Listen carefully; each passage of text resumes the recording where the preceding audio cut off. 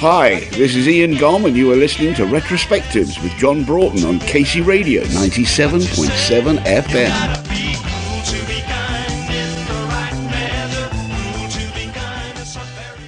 FM. Just to kick off, you worked an apprenticeship at EMI Records, I believe, during your younger years. Was that a career ambition at that stage, to be involved in the technical side of the recording industry? Well, I was actually a design draftsman for EMI, and EMI, I think at that time, it was just the time the Beatles were starting to sell vast quantities of albums. So EMI are actually keeping the whole company afloat, I think. But I used to, I designed some equipment for Abbey Road while I was there. We weren't in London itself. We were outside Hayes, Middlesex, which is outside London. Uh-huh. But a very funny thing happened once. I always used to be in groups as well. I couldn't stop tapping my pencils. And I was in a three-piece group. And I suddenly thought, because we had an internal mail system at EMI, so I thought, why don't I send the chairman of EMI, which was a guy called Sir Joseph Lockwood, I'll send him a letter saying, I'm in a group, can I have an audition? So blow me down, I sent this letter. About 2 days later, I had a reply from the great man inviting me to, Manchester Square in London for an audition. Which was with a guy called Norman Smith. His name was Norman Hurricane Smith, and his claim to fame was he was the engineer at the first Beatles sessions, and he did the classic one. When he discovered what they were looking for, they were really looking for three guys who actually all work for EMI, and that would be the thing. Uh-huh. And of course, I was the only one who did. So he did the classic one, put his arm around me. Oh, Norman, get off! And said, we like you, but the rest. You're far better than the rest of the boys in the band. Would you fancy being a solo thing? And of course, in those days, I can't leave the group. What a fool I was. Well, there you go. That was EMI. Thank you. Ah. Now, I believe I was reading the other day, one of your early bands, the Triangle, was it? Oh, the Triangle, yes. Guess what we were? A three-piece. A three-piece. I believe you had the distinction of blowing a very young Pink Floyd off the stage one night. Oh, don't remind me. Yes. Well, we were actually we used to play Tamla Motown. We were a three-piece Tamla Motown group, if you can imagine that. And we supported quite a few embryonic groups. But, in those days, you didn't realise who was going to be famous and who wasn't. So we turned up at this place called the Kew Boathouse, which is a dance hall next to Kew Gardens in West London. And we started, they put us in the corner with the radiators, and we started doing our Tamla Motown stuff. And it was those, I think they were called Bother Boys. It was pre-punk, excuse me, pre-punk. And they sort of wore Doc Martin boots and braces. That's the lads anyway, with sort of very short hair and lots of hard looks, And so then the group, there was what were they called? They were called the Pink Floyd, but they were just starting off. And their idea that they had a light show, which was like a couple of boxes that flashed, red, blue, yellow, red, that sort of.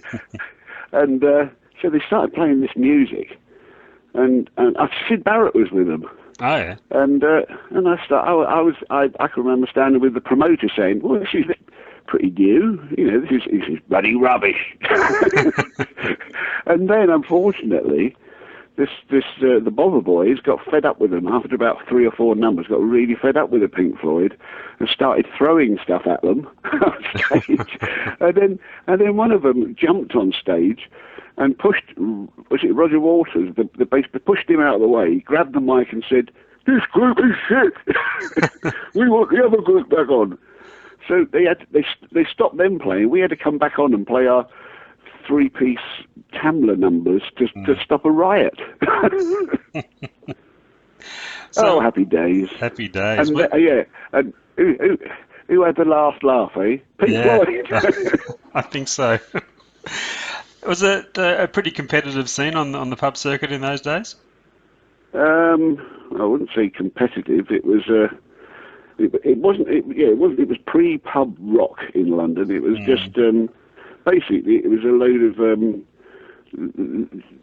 little promoters ripping off groups. Oh, it's this one. Oh, this is the same guy who put the Pink Floyd concert on. He was Arthur Forrest. He was the Arthur Forrest Organisation, AFO, and his favourite one was getting you. Yeah, Arthur wants you to play tonight. So you turn up to a little ballroom somewhere, and thinking you're the main group, and you'd get in the hall, and there'd be about 10 other groups all around. And basically, his thing was he'd get all these groups to play for nothing. Yeah. And on the understanding he was giving them a trial, charge the audience to come in, and he'd make a fortune and pay you a couple of quid. Moving on to Brinsley Schwarz, you came in on the third album, is that right? After But my guitar is on the second album. Oh, is it? My Telecaster was on the second. They wouldn't let me play on it. I joined when they were recording the second album, but they wouldn't let me actually play on it. But they used my guitar. Brinsley Schwarz, the guitarist, borrowed my Telecaster because he liked it. Now, that's on the album, but I'm not. You're not. But then the third album was called Silver Pistol, and that's when. I really like that album. Have you ever heard it? Yeah, absolutely. Yeah.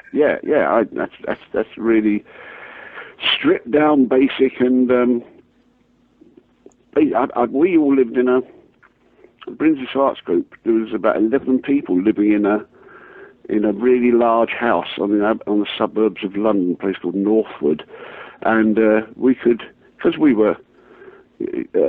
It was the cheapest thing to do. That's what we had to, there wasn't a lot of, as you were working your way up the ladder, playing in gigs and things, there wasn't a lot of money around, so the cheapest thing was to rent a big house, split it into 5, and we'd all live in our separate little quarters, apartments in it.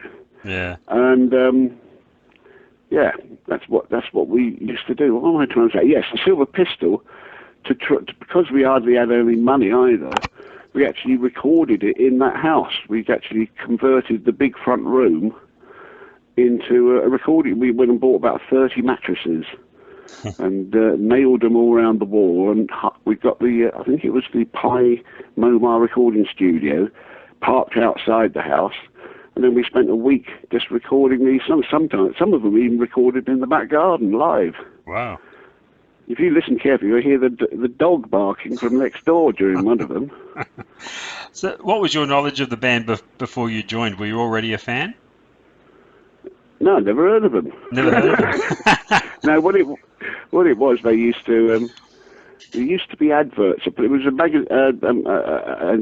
a music paper called Melody Maker. And in the back there was always these adverts for musicians wanted.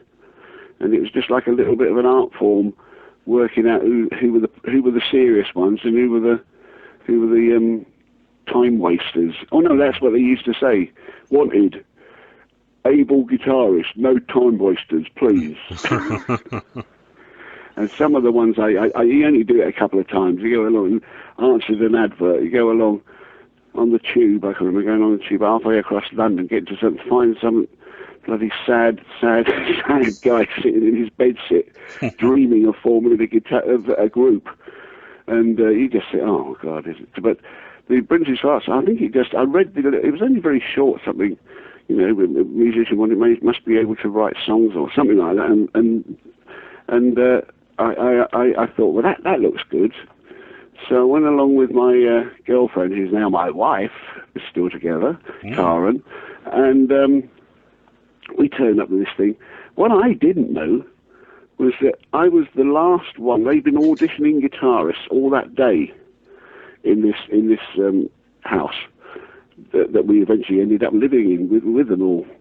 And I went in and I could hear things going on outside. As we walked into this long-haired guitarist came strolling out. I looked like he hadn't passed the audition, and it was like I was the last one of the day.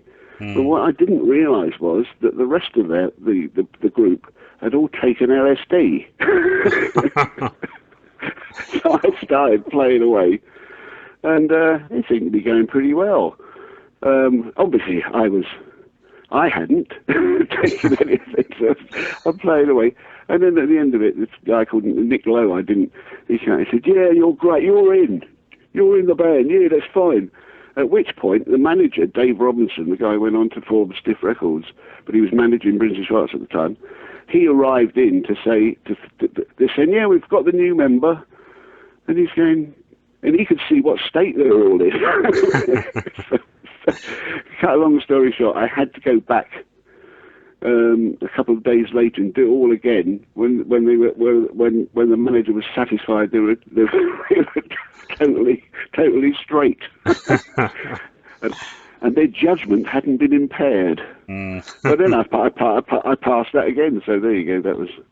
That was great though. So from 1 minute, I'd left EMI then because I did a 5-year engineering apprenticeship, and I was got another job as a draftsman with a firm called Addo Electronics from Sweden. They were one of the first firms to make electronic calculators. All right. Yeah, and so I had to go. So that was the weekend. I got this job, and they said, "All right, we're rehearsing at the Lyceum Ballroom in London on Monday." No, on Tuesday. So I had to go in on the Monday to Addo Electronics and tell this guy, "I'm leaving. I'm going to be a professional musician." The boss of Addo Electronics, and if you can't leave, you've got to give 3 weeks' notice. And I said, "No, I'm going." I just walked out. Well, you know, that's what they call a life-changing day. Oh, yeah, absolutely. Yeah. So, well, no, I tell you the other. This is a story for any young children, any kids listening to this, because when I must have been about 19, 20 or something. All I wanted to do was play music, but you had to have a job, didn't you, to live? So, but when I was being this draftsman, I used to be in I'd so imagine an office full of like 30 middle-aged men, all but, draftsmen. They've been drafting, since I was 18. They were about 50 odd, and the number of them used to say to me, "Oh, when I was your age, I could have been a professional footballer, but I never did. it. I could have given it a bash, but I never did." And I used to think, bloody, I don't want to end up like that. I'll have a go. At least if I'm a draftsman when I'm 55, I can say, I tried to be a professional musician, but it didn't work out. Yeah. But they say you'll never know if you don't have a go. Go for your dreams, that's what I'm saying. Now, you mentioned you're under the management of Dave Robinson, who later set up Stiff Records. How would you best sum up the kind of operator Dave was? Well, without being sued. I'll give you here's a little story. When Ian Dury died, in the Blockheads, the guy, he died, and I didn't go to his funeral, but I know a friend of mine who did, and he met, because Dave Robinson used to handle, they were on Stiff, weren't they, Ian doing the Blockhead? Yeah. And so this friend of mine was saying, well, I went to Ian Dury's funeral, and he said, guess who I saw there? Dave Robinson was there. So he said, I was having a little chat with Dave about the old times, and suddenly I heard this voice said, "There he is, get him!" He said, next to Dave Robinson's running down the road. I think he might have owed somebody some money. There's an insight. That answers your question beautifully. One of the most well-known songs in your songwriting catalogue, of course, is "Cruel to Be Kind," which you co-wrote with Nick Lowe. Do you have a clear memory of writing that song? Oh, I do. Yes, Yeah. I remember it was the best half hour. By this time, in the Brinsley, we wrote it when we were in the Brinsley Schwarz group, I think about 1975, just the year that we actually split up. We'd actually moved from Northwood to another large farmhouse in a place called Beaconsfield, which is about 30 miles from London, central London. And we were in the kitchen there one night, and we sat round. Half an hour's work, Cruel to Be Kind. The good ones don't take that long. Yeah. And I have a witness because my wife Karen was outside the kitchen door listening to us do it. That's what you have to do now. I can't remember you writing that with me. I have a witness. Could you see that the song had hit potential straight away? Well, when we did it, we were more like it was more like a disco thing. Like we were quite into Harold Melvin and the Blue Notes, and in fact, we used to do the "Love I Lost," if you ever remember that. So we used to do that on stage as part of our act, and it was more like. It's hard describing it, but it was more like it was a different beat as well. Mm. And I think the hit was when Nick was with Dave Edmonds and Rockpile. Yeah. It's Rockpile playing on the hit. It did very well in Australia, didn't it? It did extremely well in Australia, yeah. Oh, lovely, lovely. So, was there any reason in particular why you chose Wales as the place to relocate after leaving Brinsley Schwarz? Well, another friend of mine, a guy called Dave Anderson, who had been a Brinsley Schwarz roadie, believe it or not, in the early 70s, and he bought a farmhouse in mid-Wales, because it was so cheap in those days. For about £3,500 you could get a farmhouse with it, and he decided he was going to convert the cowshed into a recording studio. And because of my training at EMI, I had the necessary skills to wire it all up for him. Mm. So, yeah, Dave actually, he went on, he was the bass player in Hawkwind for a bit, which I think is where he got enough money to buy this farmhouse. So we went along, and the Brinsley Schwarz group had split up, and I was at a loose end, really, didn't know what to do.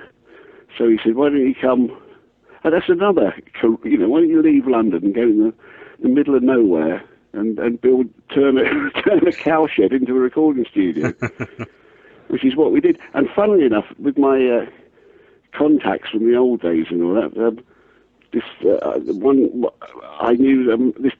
guy I knew, he was a manager, he just found a group called the Stranglers. Mm. And he wanted, because our studio was just starting out, we could offer them like a week's studio time for nothing, because we wanted somebody to experiment on as well. Yeah. So blow me down, an ice cream van showed up. You've got to imagine this is in the mid Wales hills. All there is sheep, fields. And suddenly this ice cream van came down the drive to our studio. And these guys got out, and they were the Stranglers. And I said, this is for real. He said, oh yes, what we use when we're going on gigs. Because Jet Black, the drummer, it was he had an ice cream round in London. Ah. So setting up your own recording studio, had that been a long-time ambition of yours in the back of your mind, considering your background at EMI? Yeah, well, I've done it a few times. I've never really... It wasn't my studio. I was actually involved in it. They actually paid me to do it, and then become the producer and engineer and all the stuff you have to do. But what it meant was for about a couple of months at least, I sat in this after we had it all ready and go.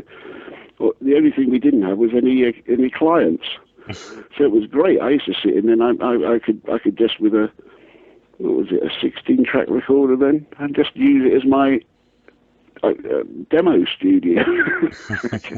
So I made loads of demos of my songs, which is how I got my solo deal. Now, it was about 3 years between the end of Brinsley Schwarz and your first solo album, so I guess it's safe to say you weren't in a serious hurry to launch a solo career?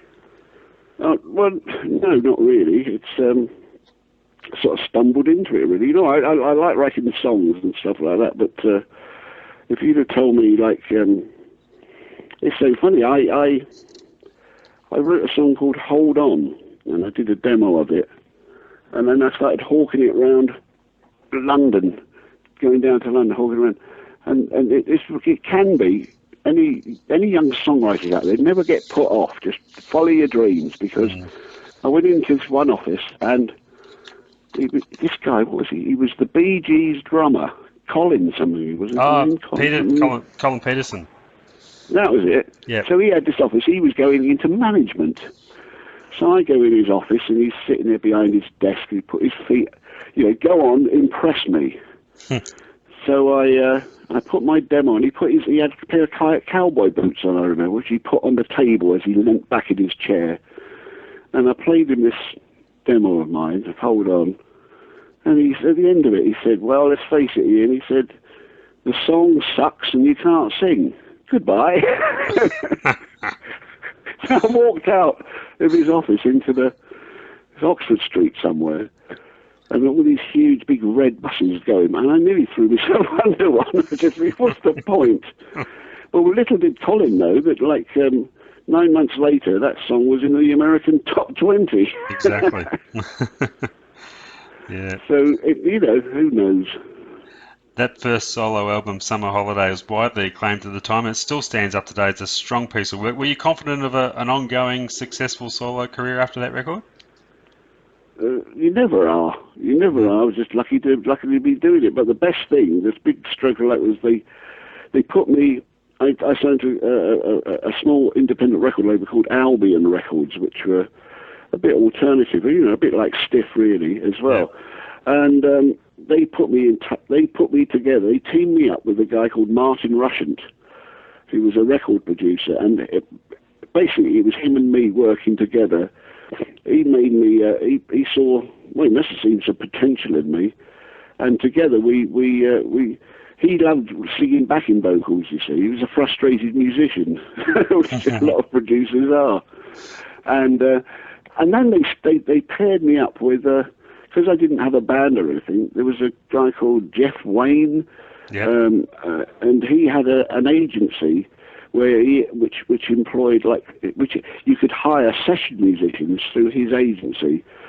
So I ended up with 3 guys. One was Herbie Flowers, which is one of the best bass players in the UK, if not the planet. Yeah. And Barry D'Souza was this brilliant drummer. I mean, he used to have 6 drum kits. He had a drum kit in 6 different studios in London. He was so much in demand. He just used to catch a taxi between the studios. He didn't have to take his drums with him because they were there all set up, ready to go.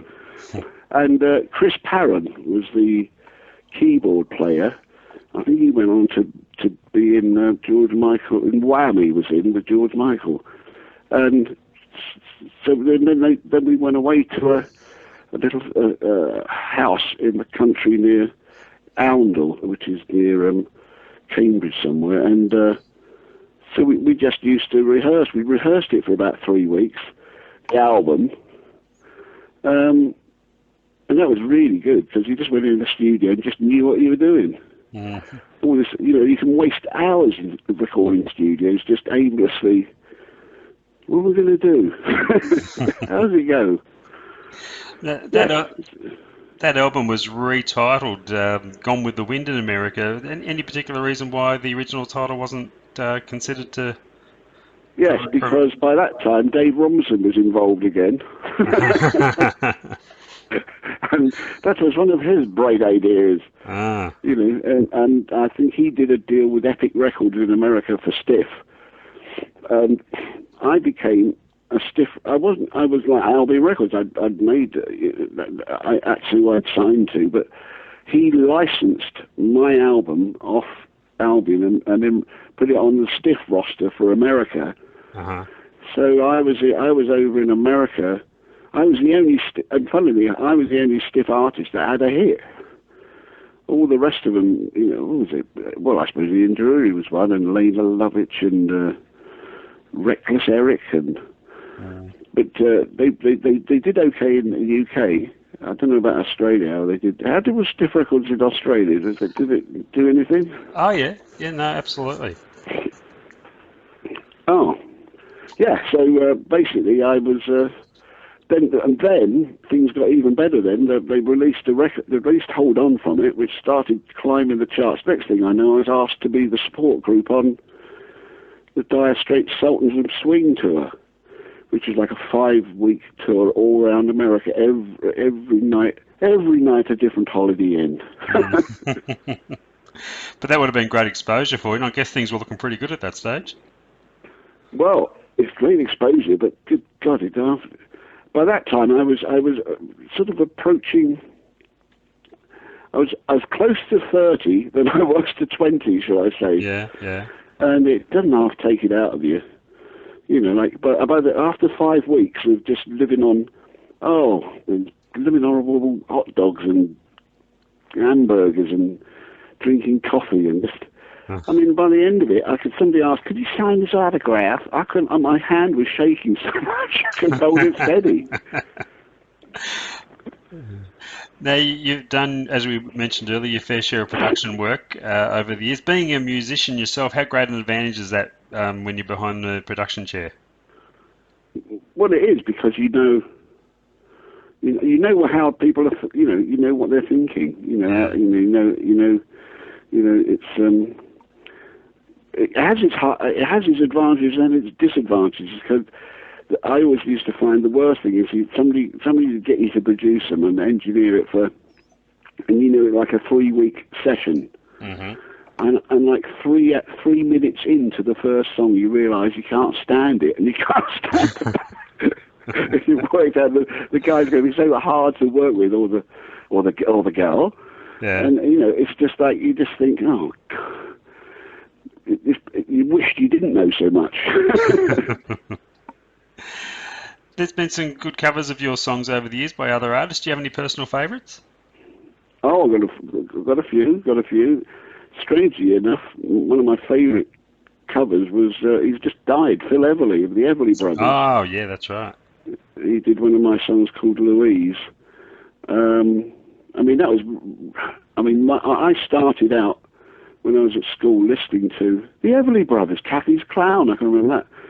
Listening to that got me wanting to play music. And then, like years later, to have one of the Everly Brothers record a song I had written myself, and he'd actually picked out, he liked it and did it. You actually think, well, I can do this. You know, Mother, look, I can do it. That is something you can really hang your hat on. Yeah. Yeah. You have another musical outlet, I believe, and that is writing football songs. Oh, don't. Yes. No? Yes. Well, no, it was a funny thing. It was a record company called Cherry Red Records, and I sort of knew them, and that's the good thing about the music business. If you know a few good people who aren't crooks, it does make it more fun.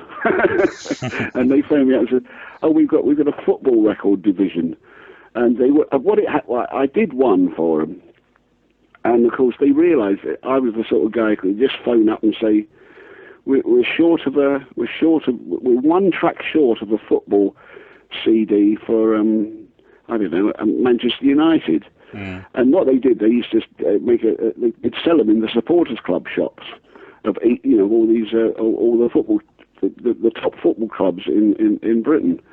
And I've done Scottish ones.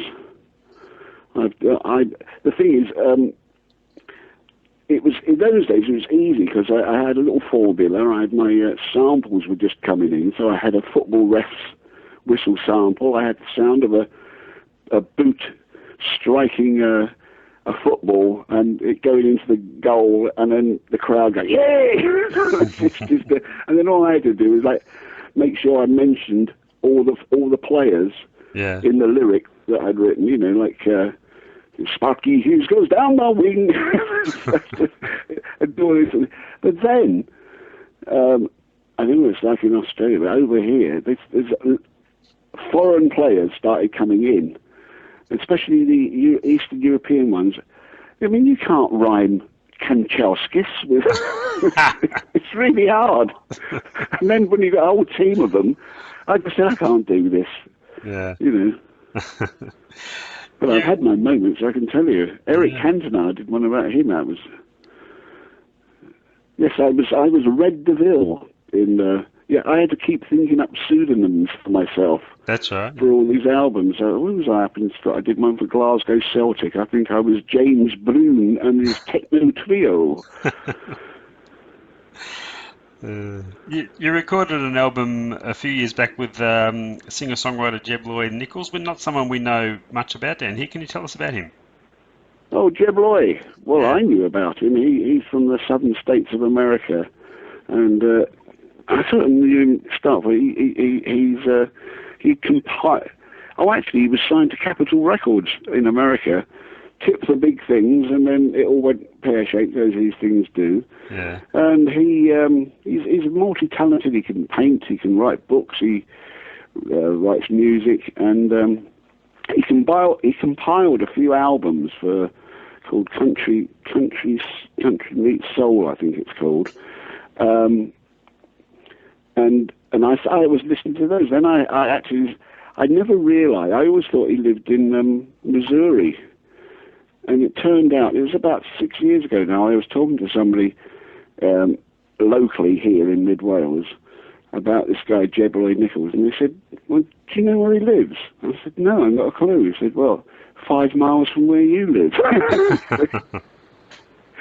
So we got together, and strangely enough, he's just been working with Sade's producer. Have you heard of Sade? I think. Yeah. Yeah.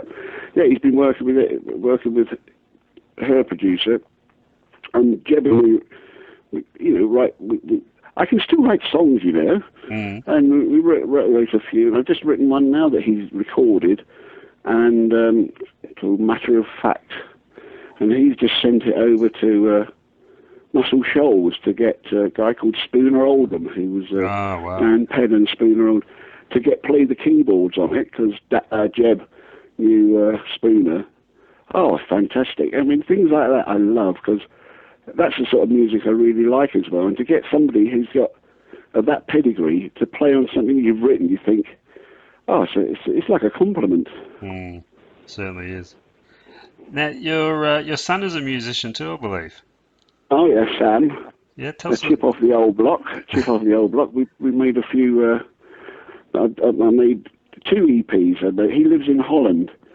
So we've done... I did one EP out there, went over there to help him with it.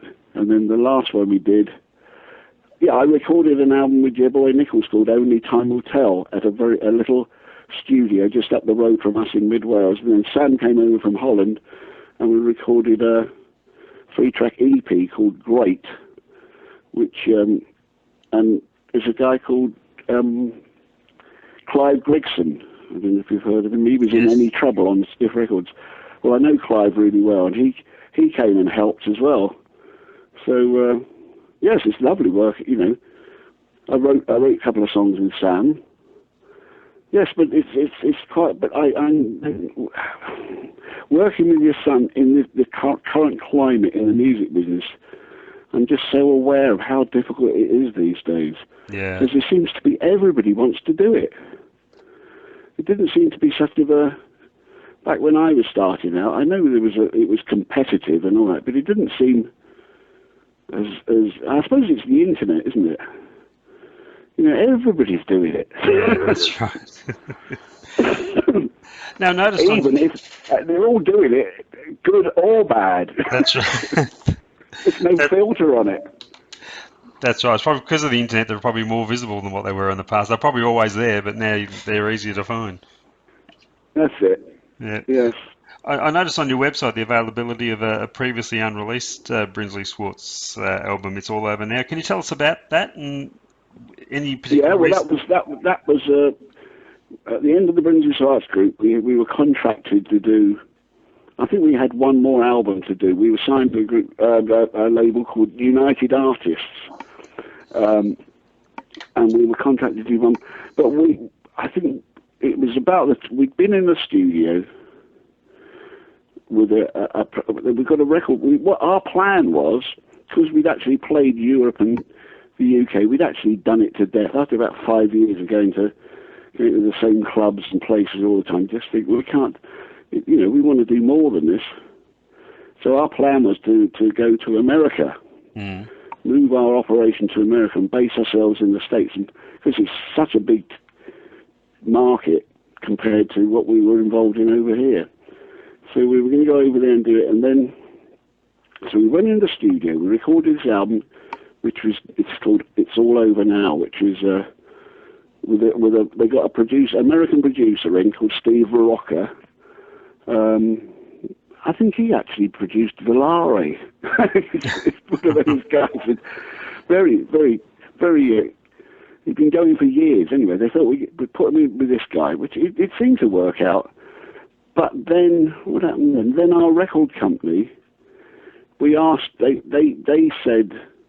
if the idea was, we want to go to America, can you give us enough money to help us? And then we'll promote the album over there. They refused. And then Island Records came in and were very interested. They wanted to do it. But then United Artists wouldn't release us from our contract, at which stage we just said, well, I nearly swore then, but just get lost. Get lost. And we split up because we just said, this is hopeless. This blooming record company, United Artists, they couldn't see. They had about 5 albums, the Brinsley Schwarz albums. They couldn't see by getting it over to America how many albums they would have sold in America if they just promoted it. But it's the music business. It is. It's like, somebody used to say about the music business in Britain, if it was any other business, they would be out of business. Well, if people want to get hold of it now, they can go to iangomm.com. That's funny. It even rhymes. It does, yeah. And just before I let you go, Ian, what are your upcoming plans? What can we expect from you in the near future? Anything upcoming? Not really. I'm 66 now. Yeah. And I'm a pensioner. I'm not saying that. I know people are supposed to say, yeah, I want to rock on forever. And I'm just quite happy just diddling along, writing some songs with Jeb, helping my son, doing this, and I want to stay alive, John. I'm just thinking all the people I've known in the music business over my career, who are passed over. Because, it is. What am I trying to say? I'm not jaded, but I tell you what it is, and people say, well, why don't you go on tour? Why don't you do this, do that? You see, you got to understand, touring, when you go on a tour, like gigging anywhere, the hour on stage in a 24-hour period, that's the best bit. That's the bit, it's the enjoyable. It's the rest of the 23 hours I can't stand. Sitting around doing, it's okay. It's a young man's game, Gomm. You've been there and done that all. Well, have you ever been backstage? You must have been backstage at gigs, haven't you? Oh, here and there, yeah. Yeah, it's not as glamorous as people think, is it? It's not at all. Not at all. As long as you're making music in some way, shape, or form, that's happiness, eh? Oh no, I've got me and my wife, Karen. We've got ukuleles of our little thing. Me and my wife, we actually go out. We do play. We're the ukulele dreamers. Oh yeah. And there you go. So that's not ready to tour Australia yet. But that was what I was going to say. Flash in the Pan. Oh yeah, Vander and Young. That was my favourite. One of my favourite. When I was touring at Dire Straits, I actually found this album They're Australian, aren't they? Yeah, Harry Tell me Vander. they are. They're originally from the Easy Beats, Harry Vander and George Young. That's the Easy Beats. Well, they used to do. What's it called? Run and fun in the city. La la la la la la la la la. Yeah, Friday on My Mind. Oh my God, she's so pretty. La la la la la. I used to do that when I was in the three-piece. I think the Triangle used to do that one. Oh, really? But then Flash in the Pan, I found it when we were on tour, and it's brilliant. There you go. So I was trying to think of something Australian that I really, really liked. You know what I mean? Yeah, they're local legends. No worries about that. Oh, good. Hey, Ian, thanks for your time. It's been a lot of fun chatting with you. Okay. And thanks for all the wonderful music over the years, and we hope there's still more to come. I say good morning, and you can say good night. Yeah. Enjoy the rest of your day. Okay, John. Good on you. Thanks, Ian. Bye. Bye.